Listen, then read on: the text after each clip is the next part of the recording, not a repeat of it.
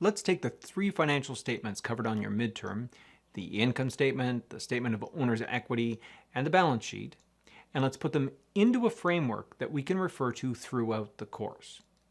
So let's imagine that as accountants, we're preparing the financial records of a company for a specific period of time. It might be a year, it might be a quarter, but whichever it is, there's going to be a beginning to this period and there's going to be an end.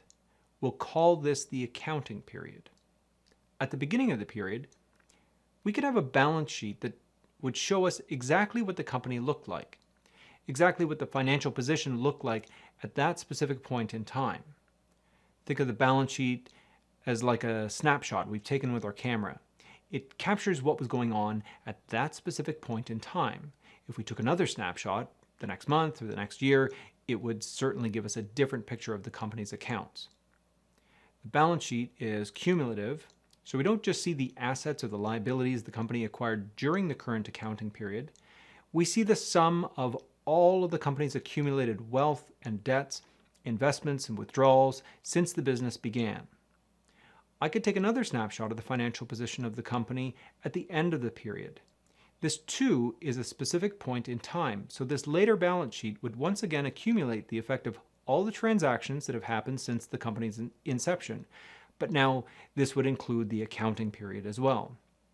Now, because one of these snapshots is at the beginning of the period and one of these is at the end of the period, we would expect them to look different because time has passed.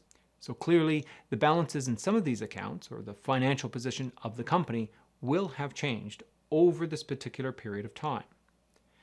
Now, wouldn't it be helpful if we had something that would tell us how this financial position had changed from the beginning to the end of the period? Something that would help us understand that change. Well, luckily we do. We have two statements that help us understand how we get from the beginning of the period to the end of the period.